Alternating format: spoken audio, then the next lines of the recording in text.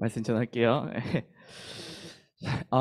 여러분 설교 제목 한번 같이 읽어볼까요? 시작. 십자가의 축복. 예, 십자가. 여러분 십자가 하면 어떤 생각 드십니까? 하나님. 감사합니다. 네, 십자가 하면 예, 대속. 예, 감사해요.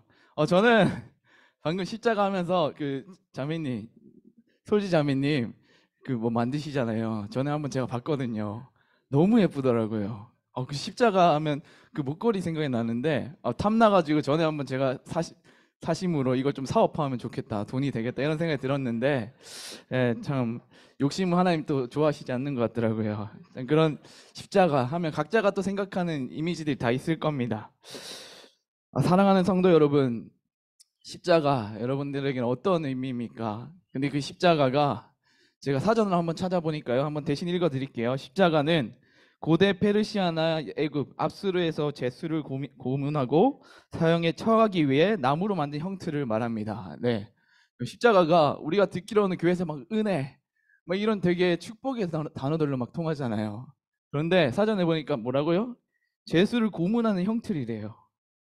여러분, 이게 사실은 우리가 너무 십자가에 대해서 너무 은혜의 단어로 젖어 있어서 이 십자가가 얼마나 어마어마하게 무서운지 모르는 거예요. 옛날에는 예수님 시대에는 이 십자가가 정말로 무서운 최악의 그 교수형에 처하는 그 정도의 고문이었던 더라고요. 그러니까 이 십자가는요, 페르시아 사람들에게 정확하게 로마에 이제 전해졌고요. 그 로마의 법정에서 예수님이 이제 그 판정을 받고 이제 십자가 달리시는데, 그 십자가에 달리는 사람이 누군가 하면 노예나 죄수 사형에 처할 때 이제 십자가에 처했던 거예요. 근데 예수님이 노예셨나요? 우리가 노예를 믿는다면 십자가 축복이 됐을까요? 죄수셨을까요? 우리와 똑같이 죄가 있으셨을까요? 그럼 십자가 축복이 안 되잖아요. 근데 그 당시에 십자가에 달리셨던 거예요. 그래서 십자가는요, 이렇듯 우리에게 다양한 의미를 가져다 주지만 역설적이게도 이 십자가가 정말로 고통스럽고 매달렸을 때 그 고통 속에서 절규하시던 그 예수님을 통해서 하나님께서 우리에게 주시는 축복이 있다는 겁니다, 여러분. 저는 지난 한 주간 이 십자가의 축복이라는 제목을 놓고 또 갈라디아서 2장 20절을 말씀 계속해서 묵상하면서요, 주시는 말씀이 정말로 한마음 성도님들을 하나님께서 정말 사랑하신다. 십자가의 축복. 왜 그러냐 하면요, 여러분들의 삶이 팍팍하지 않잖아요. 그게 너무 공감이 가는 거예요. 감옥 같은 우리의 삶 속에 찾아 들어오신, 그 십자가에 못 박힌 그 피자국 속에 찾아 들어오신 예수님이 계시기 때문에 그 십자가는 정말로 고통스럽고 어마어마한 죄수의 형벌이지만 우리의 삶도 그와 비슷하지만 축복으로 변화되어지는 역설이 존재합니다. 할렐루야. 우리가 예수 그리스도와 함께 십자가에 못 박힐 때 그런 놀라운 역설의 축복이 임할 줄 믿습니다. 아멘. 오늘 바울이 쓴 갈라디아서 2장은요, 갈라디아 교회에 이제 바울이 이렇게 정말 애틋한 마음으로 이렇게 전한 편지 내용인데요. 그 내용을 살펴보니까요, 다른 복음을 전하고 있던 이교도들이 있었다는 거예요. 다른 복음. 근데 심지어 다른 복음이 그 이단들뿐만 아니라 교회 내부에도 바울 자신이 믿었던, 정말로 신실하고 정말 착한 종이라고 믿었던 그런 자신의 동역자들마저도 그 다른 복음에 오염이 돼서요, 그 다른 복음에 전염되어가는 그 안타까운 현실을 바라보면서 바울이 썼던 편지가 이 갈라디아서입니다. 그리고 2장 20절 말씀이 절정에 이르는 말인데요. 여러분, 우리 한번 같이 1절 상반절 말씀 함께 읽어볼까요? 시작. 나는 그리스도와 함께 십자가에 못 박혔습니다. 아멘.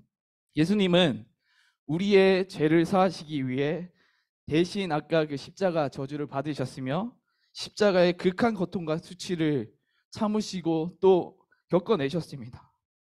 그런 예수님과 함께 바울은 오늘 보면 보니까 어때요? 그리스도와 함께 십자가에 못 박혔다라고 고백하고 있습니다. 여러분, 바울은 왜 오늘 본문에서 왜 도대체 자신이 그리스도와 함께 못 박혔다는 사실을 이 2장 말씀에서 그 앞에서 그 아까 제가 말씀드렸다시피 다른 복음에 대한 내용을 하다가 이제 절정 끝에 다다랐어요.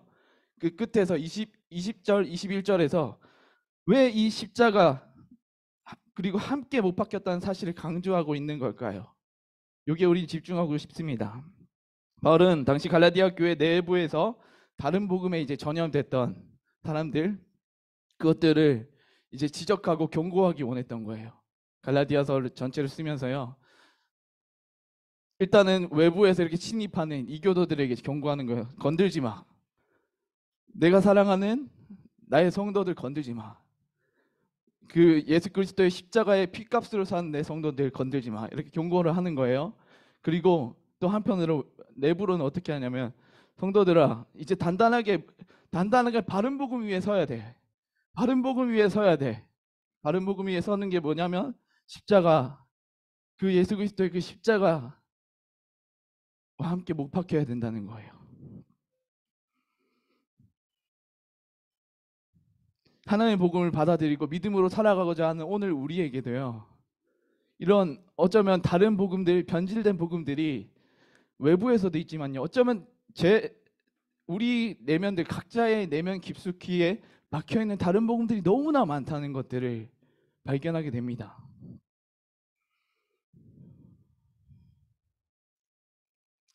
그래서 오늘 바울을 통해서 하나님께서 우리에게 주고자 하는 메시지는 늘 깨어 있어야 한다는 거예요. 늘 깨어 있어야 된다.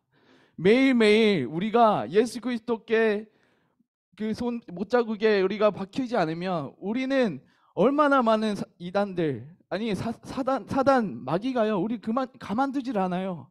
우리가 조금 복음의 사역을 가겠다 하면 가정에 문제가 일어나고요. 직장에 문제가 일어나고요. 관계에 어려움이 생깁니다. 그렇게 마귀는 우리를 시험하고 하나님은 그렇게 우리를 연단해 가십니다. 그런데 우리가 바른 복음 위에 서지 않으면 어떻게 될까요? 무너지게 되는 거예요. 넘어지게 되는 거예요. 그러니까 그게 심해지면 어떻게 됩니까? 하나님 일하는데 하나님 왜 저한테 이런 일들을 벌어지게 하시는 거예요? 원망까지 하는 거예요. 근데 그게 사실은 우리가 매일매일 깨어있지 않았기 때문인데 우리의 어떤 영적인 게으름과 여러 가지 그런 죄들을 우리가 계속해서 분별해내지 않았던 그런 우리들의 잘못인데 우리는 다 누구 탓하죠? 남 탓하죠? 하나님 탓하죠. 그렇게 우리는 교회에서 교회 생활을 하면서 종교 생활을 하면서 선한 척하지만 우리 안에 뭐만 남습니까?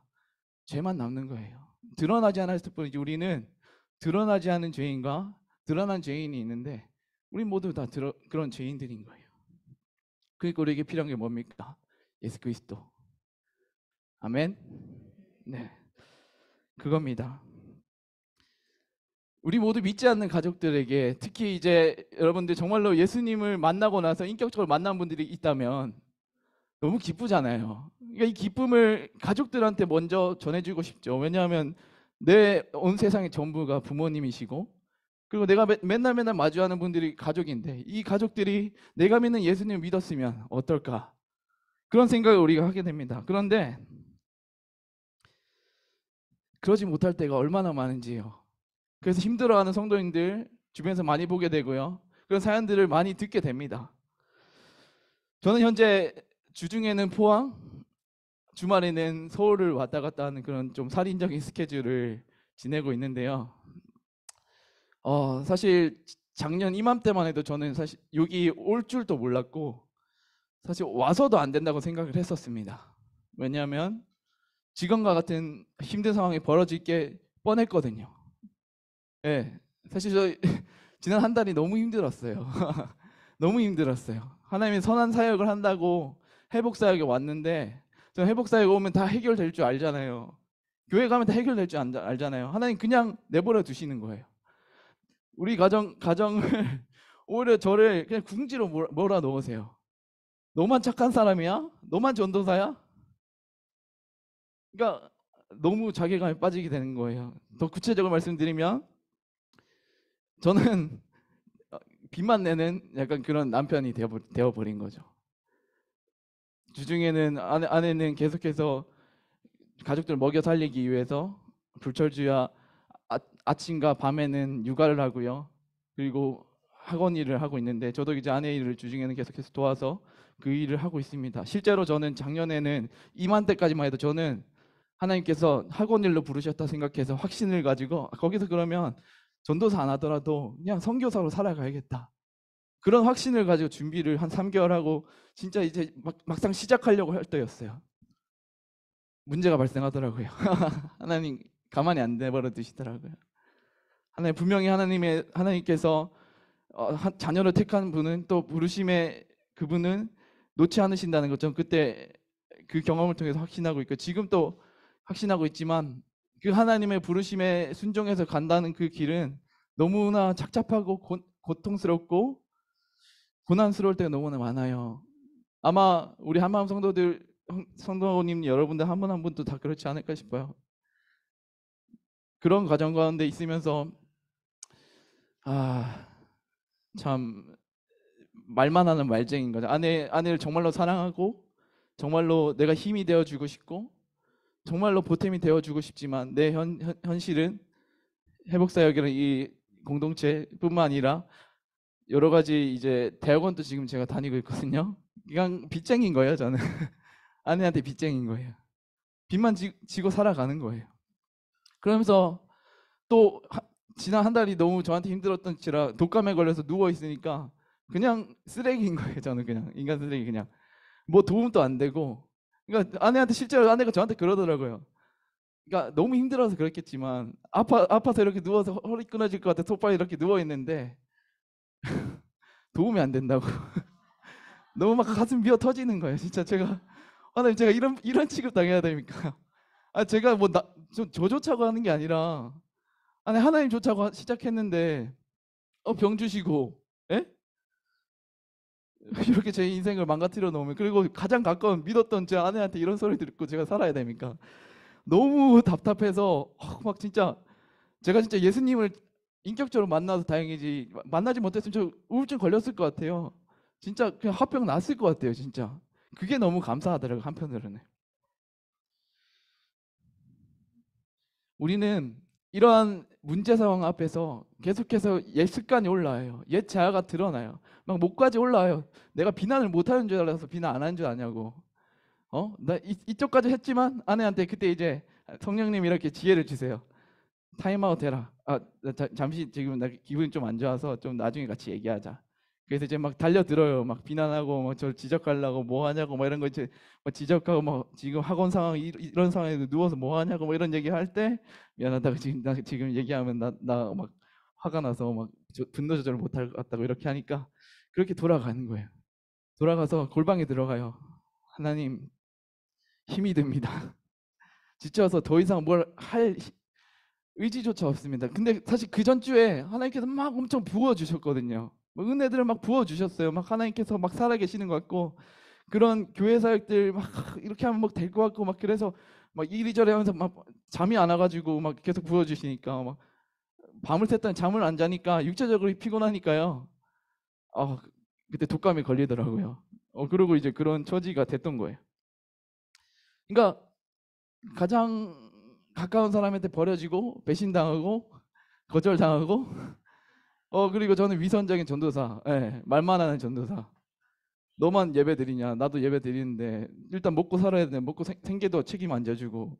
이런 하니까 막 자기감이 막 그냥 와 진짜 저 그때 막 진짜 막 여기까지 전도사 그만둬야겠다. 막 이런 생각들이 막 그냥 솔직하게 말씀드리면 그런 생각들이 들더라고요. 그냥 인간이니까.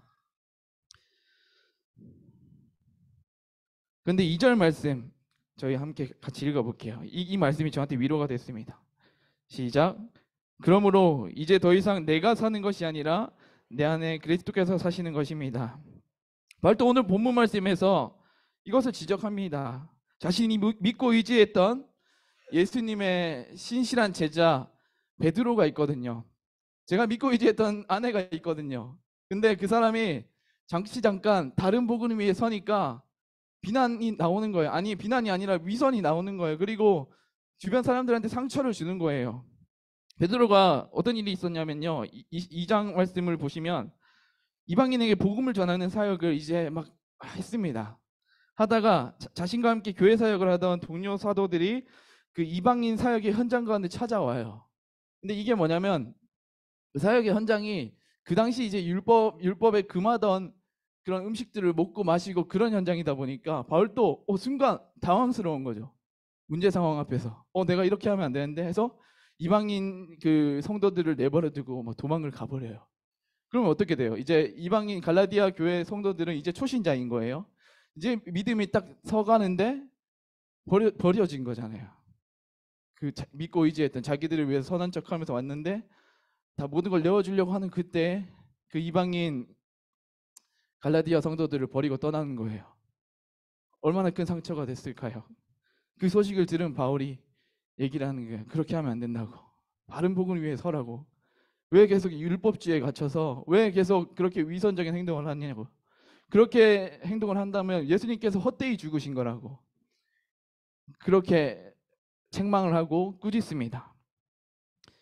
여러분, 더 자세한 내용은 이제 성경 읽어보시면 이제 베드로가 어떤 잘못을 했는지 볼 수 있는데요. 이런 베드로의 위선이 베드로에게만 해당이 될까요? 아니요. 어쩌면 교회 사역, 복음 사역 하겠다고 열심을 내는, 사실 저부터 그랬고요. 우리 모두에게 이 위선적인 행동과 율법적인 태도들은 늘 우리 주변들을 맴돌고 있습니다. 그리고 우리를 괴롭게 합니다. 자괴감에 빠지게 합니다. 내가 하나님 몰랐다면 자유로울 수 있었을 텐데. 제가 그랬어요. 내가 하나님 일하겠다고 선포하지 않았다면 나도 똑같이 그냥 내 안에 오는 그런 분노들 다 표출해낼 수 있었어. 나도 인간이야. 나도 화낼 수 있어. 그런 마음들 들지만 계속해서 성경이 주는 그 율법의 가르침들은 안 돼. 그러면 안 돼. 그러니까 계속해서 부딪히는 거예요. 갈등이 생기는 거예요. 힘든 거예요. 그러니까 병 나는 거예요. 병 나는 거예요. 그러니까 누구한테 하소연할 수도 없잖아요. 그러니까 바울은요, 이 2장 20절 말씀을 통해서 우리한테 계속하고자 하는 메시지는 깨어 있어라. 영적으로 깨어 있어라.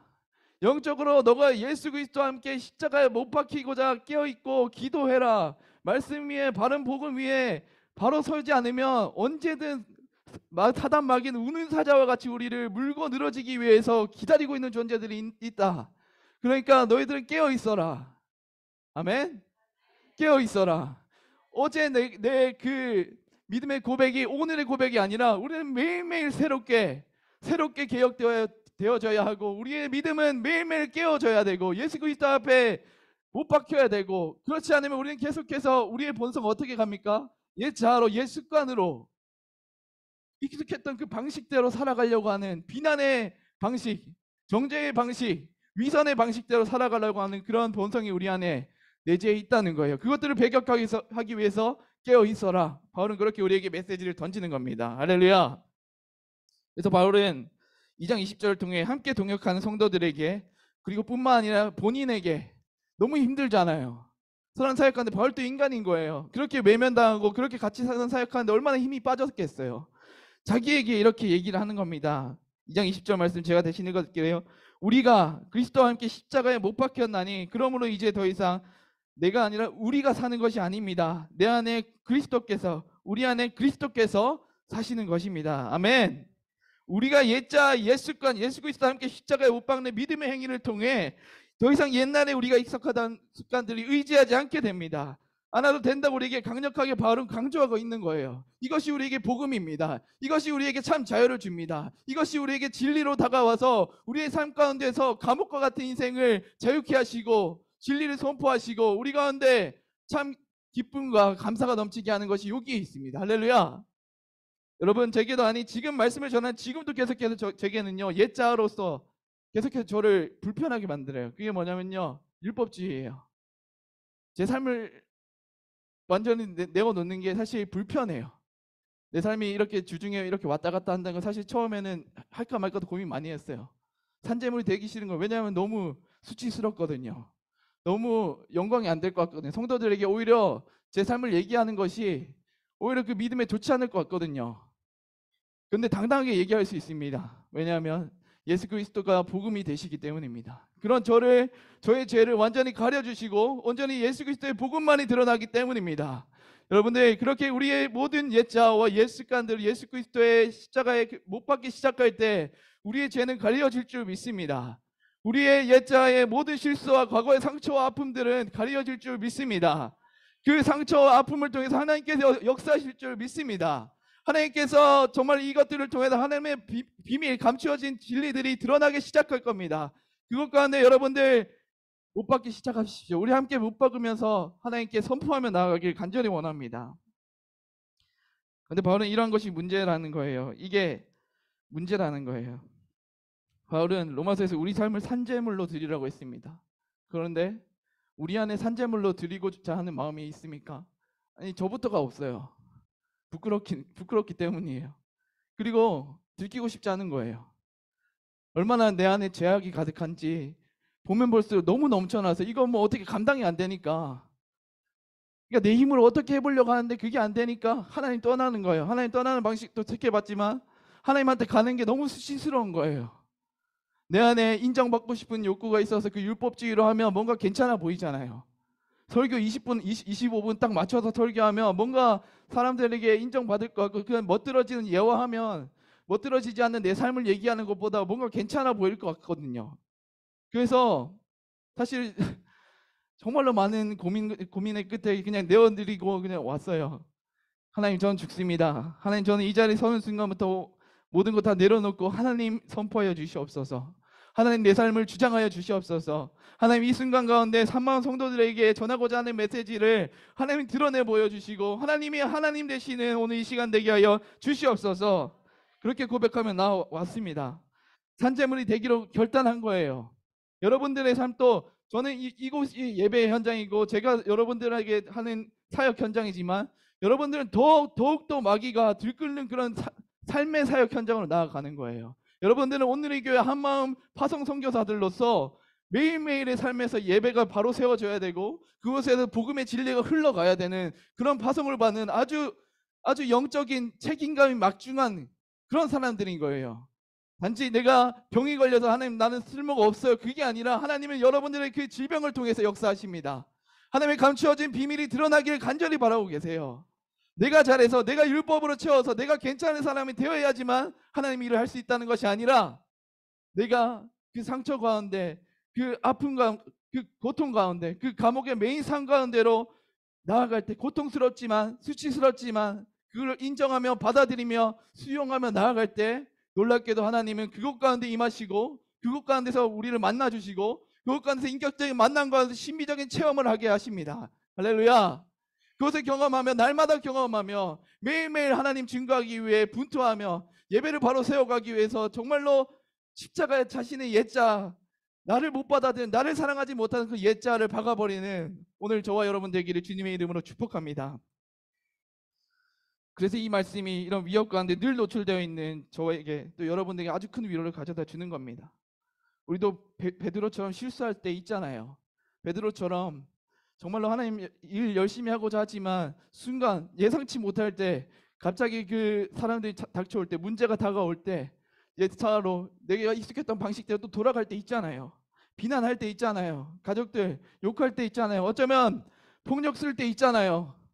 내가 익숙한 방식들이, 내가 보한 방식들이 그것이 사랑이라고 착각하고 그 속에서 우리가 우리의 방식대로 살아갈 때 있잖아요. 예수님의 방식이 아닌 걸 알면서도 내가 받아들이기 힘들어서, 내가 할 수 있는 전부가 이것밖에 없어서 그저 하나님께 그걸 자복하고 항복하고 나아가는 것이 아니라 내 힘으로 어떻게 했을 때 있잖아요.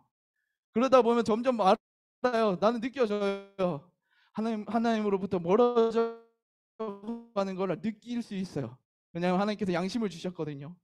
근데 나아가기 싫은 거예요. 하나님 원망하는 거예요. 왜냐하면 하나님 왜 나한테 이 문제를 주셔서, 왜 나한테 이런 가정을, 이런 부모님을, 이런 질병을 주셔서, 이게 이해가 안 가니까 하나님 이거 고쳐주기 전에는 저 안 나가요. 이거 고쳐주기 전에는 저 하나님 일할 수 없어요. 단정 지어버리고 원망하게 되는 게 우리의 현실입니다. 그런데요, 놀랍게도 하나님 그걸 통해서 역사하시길 원하시는 거예요. 그걸 거절하시는 이유가 있는 거예요. 여러분들 그 수없이 계속해서 변화시켜달라는 그 기도 가운데 하나님께서 거절하시고 내버려 두시는 이유가 그것 가운데 있는 거예요. 왜냐? 우리 보고 산제물이 되어라고 하시는 거예요. 그 산제물로 드려지는 그 예배 가운데 하나님 영광 받으시겠다는 거예요. 폭력하는 남편이 있습니다.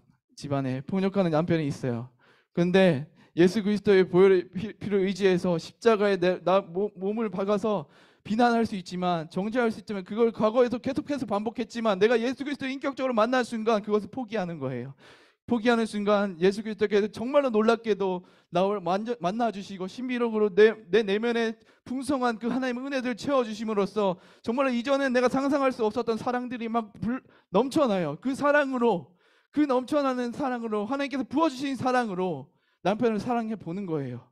근데 사랑해 보는 게 아니라 사랑해 지게 돼요. 이제는 인격적으로 만나는 순간, 신비적인 체험이 내 안에 가득해지는 순간, 사랑이 하지 않으면 힘들 정도로, 저도 오늘 이 자리에 나오면서 정말 하나님께 자복하면서 하나님 저 이상 할 수가 없어요 하는 그 순간 하나님께서 마음을 막 부어주세요. 한방 성도들에 대한 마음을, 애끓는 마음을 주시고, 사랑하지 않으면, 선포하지 않으면 너무나 답답할 거 미칠 것 같은 그런 마음들을 주세요.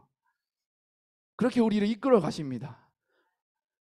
내가 그리스도와 함께 십자가에 못 박혀 죽을 때, 그때 어떻게 됩니까? 내 안에 그리스도께서 사시는 것이라.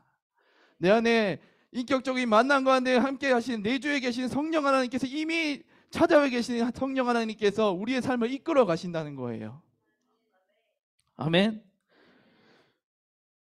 그러니 우리는 이제 알아요. 이제 예수 그리스도께서 십자가에 달리신 이유를 말이죠. 나와 동떨어진 이유라고 생각했는데 너무나 가깝게 다가와 있는 거예요. 단지 내가 내 식대로 하나님을 해석하고 오해하고 하나님의 의도를 왜곡했을 뿐이지, 하나님은 우리의 삶을 통해서, 우리의 온 존재 자체를 통해서, 우리의 존재를 통해서, 여러분은 어쩌면 아픔과 질병을 통해서 하나님의 복음이 흘러가는 통로가 되게 해달라고 그렇게 기다리고 계시는 거예요. 그렇게 익어갈 때까지 참고 계신 겁니다. 옛자에 계속해서 매몰돼서 자신을 사랑하지 못하는 그 답답함, 자신을 사랑하기를 아예 포기해버린, 어쩌면 회피하고 도망가버린 그 자리에 하나님 계속해서 몰고 가시고 밀고 가시면서 초청하시는 거예요. 이제 내가 할게. 이제 너 이제 너무 애썼어. 이제 애쓰지 마. 괜찮아. 그냥 너는 나한테 항복하고 동의하는 마음으로 나오기만 하면 돼. 그러면 돼. 너 너무 힘들었잖아. 얼마나 너 애썼니? 근데 이제 너가 그 십자가에 못 박는 심정으로 너가 너의 힘으로 하려던 모든 것들을 내려놓고 포기하는 그 순간, 놀랍게도 내가 역사할 거야. 내가 너의 삶을 통해서, 온 존재 자체를 통해서 내가 나됨을, 하나님이 이 온 세상 만물의 주제이시고 주인 되심을 내가 드러내 보일 거야. 그러니까 이제 나한테 맡겨. 그것이 복음입니다, 여러분. 할렐루야. 그것이 십자가의 축복이에요. 십자가 나아가면 죽을 것 같았는데, 십자가 그것을 인정하고 깨서 나아가면 내 인생 자체가 완전 뒤틀려서 망할 것 같았는데, 오히려 하나님께서 부활의 인생으로 살아가게, 부활의 증인으로, 부활의 능력으로 살아가게 만들어 주신다는 겁니다. 여러분, 이것이 십자가의 축복입니다. 여러분, 믿음으로 받아들이시는 저와 여러분 되기를 주님의 이름으로 축복합니다. 이 복음을 믿고 의지하는 순간 더 이상 우리가 사는 것이 아닙니다. 더 구체적으로 우리 힘으로 살지 않아도 되는 겁니다. 내 안에 그리스도께서 사시기 때문이에요. 내 안에 그리스도께서, 성령 하나님께서 운행하시고 이끌어 가시고 내 믿음이 부어졌기 때문에, 그 믿음을 그냥 더 이상 내가 이거를 감당하지 못하니까 그냥 흘려보내게 되는 그런 삶으로 가는 거예요. 예전의 삶과 전혀 다른 차원의 삶을 살아가게 되는 거예요. 그런 삶, 그런 가슴 아파하는 거 모두 대신 져주시는 분이 예수님인 거예요. 사랑하는 한마음 성도 여러분, 이것이 우리에게 은혜가 됩니다. 이것이 복음입니다. 이것이 십자가의 축복입니다.